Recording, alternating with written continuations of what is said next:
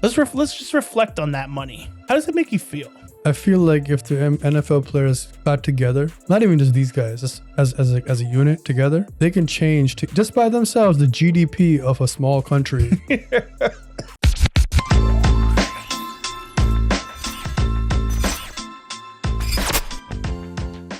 And I'm going to start off this part of the episode where I'm going to read a tweet from Adam Schefter. Okay. 3:14 at 11:26 a.m. Okay. So this numbers have probably changed since then, but not too much.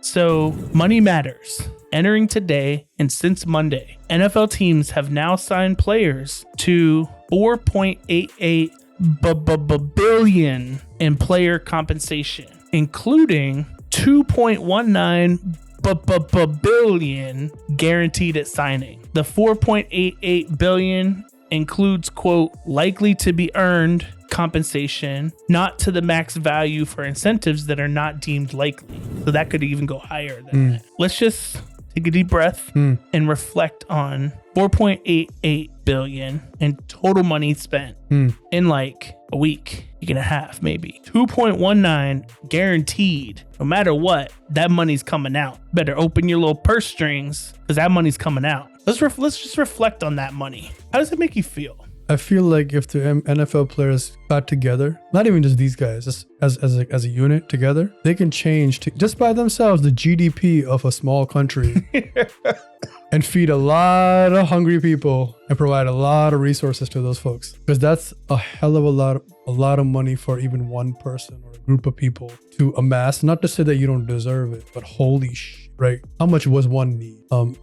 Good for you. Well, I mean, it's not one person. It's no, like, I know that, but like still correct. Like it's a lot. But how much do these? You think about it, right? There's only 32 owners. Right. Between 32 owners, they can change the GDP. 4.88 billion. Crazy, man. Tells you, man. It's rich man's game. It is definitely a rich man's game. Oh, okay. Yeah. So now that we've reflected on that, let's start with the big buck Bengals. Okay. Hasn't happened yet. The Jamar thing? But according to Adam, Bengals are working on contracts for both Jamar and T. Higgins. And they're working on it expeditiously to lock up both guys for Joey B. You know, here's my question. Because last year, a similar conversation had surfaced about them trying with Jamar. And there was, a little bit of rift in between, but they landed on a little something. If this is your guy and you're working expeditiously, how come it has not expeditiously happened yet? And still we're talking about it. So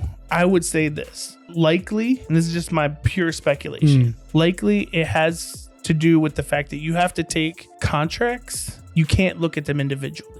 You have to take it in the context of the whole roster that you're building. And knowing how much money you dole out in 1 year versus how do you spread it out over other years? How do you convert other guarantees to free up money and I think that it's likely that they're wanting to wait another year so that they could do something where maybe we front load it here so we can have it smaller on the downside so we can continue to build the team. Here's my question. If you know this is the guy we want and this guy makes or breaks as far as our offense is concerned as a target and the production this man has put up, that shouldn't really be a fact. But we know we want him and we're going to do whatever it takes to get him. No, you're thinking too fan-like. You got to think business-like because... All right, well, you know what? What if he walks away? But he can't. That's the thing, right? Number one, he's still under contract. Okay. Right? And number two, even if he gets to that, then that's when you can slap the franchise tag up to 2 years of the franchise tag. Now you have a disgruntled employee. Yeah, but you know what? They say that, and I think we've talked way back in the archives about the franchise tag. But like, there's also been plenty of examples of players who get the tag who end up getting the contract that they need anyway. So good, bad, or indifferent, it could work out either way. When you play with fire, but I'm not saying that they will, right? He's in the last year. I think he's in the last year of his contract, right? Okay, we will make sure that something gets done now. That's okay. Versus last year, because it may have jacked up our whole cap situation to where.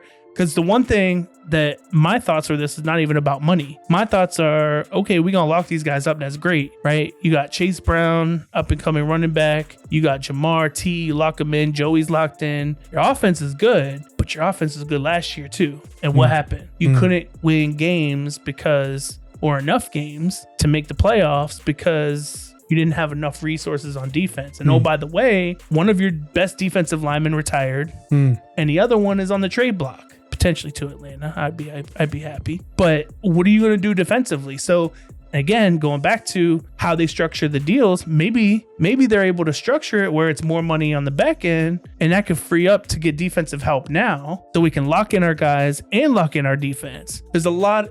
I'm sure. Yes, there's art to it, but I'm just saying I don't believe Jamar's going anywhere. That's number one.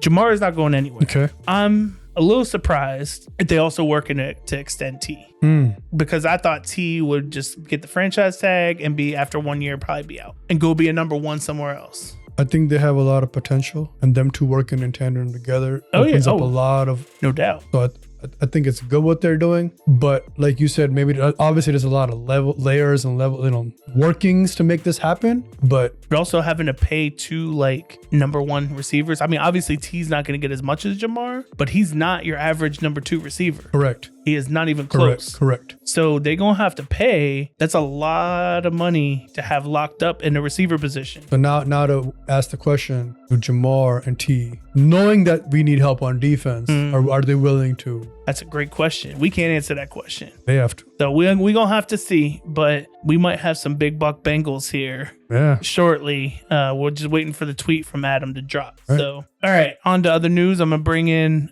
one of your old favorites that you used to like to throw on me, the Falcons frenzy. Oh.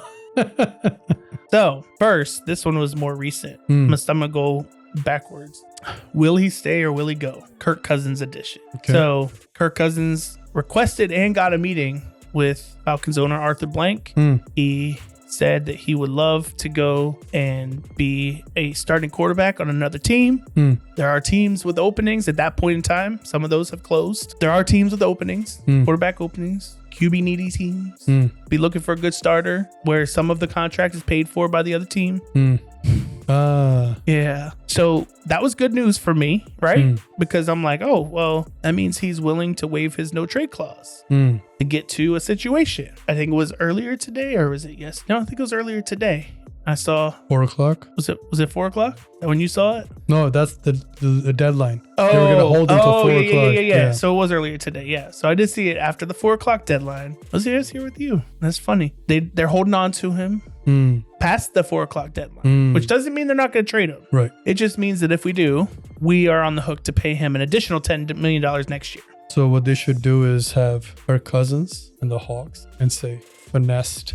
The Hawks or the Falcons? I'm sorry, Hawks. Atlanta. They all get finessed. Or finessed. They all get finessed. No, you should say fleeced. Fleeced. There you go. Like this man basically came in and said, thank you for that blank check. Oh, no pun intended. No doubt. No doubt. So damn. No doubt. Sorry, bro. I'm okay, actually. Are you? Because you know what? We still got a young team. We have a young roster, on a lot of rookie contracts, and we got potential with our quarterback. I actually think having Kurt there would be detrimental. Okay. So I hope, and there's one particular spot I think that would be good, but I don't want to talk about that yet. Okay. Because it will mess up with our last segment. Okay. So in other Falcons news, it was a very sad day for me. I don't remember which day it was. Oh, we brought tissues. Because work was pretty bad. I have recovered now. Okay. But I will say... You need a hug? You good? I needed it that day. Okay. Yeah, I saw some really, really disturbing news. I had to break to Dylan that the Falcons cut, and I'm just going to say it, Falcons legend, he's a legend, Grady Jarrett, defensive tackle Grady Jarrett. And this hurt me so deeply. It's a deep cut, huh? It hurt me so deeply because, so first of all, this man is the son of a Falcons legend, Jesse Tuggle. Falcons. And when he was coming out, like a 5th round pick out of Clemson, nobody, 5th round picks are so hit or miss. Right? 5th round pick, undersized defensive tackle. Right? Nobody knew. This man worked his ass off. Not only worked his ass off to become a starter, worked his ass off to become a stalwart on the defensive line, to become a captain for the team, to go at 3 sacks in the Super Bowl on Brady, that Super Bowl we're not going to talk about.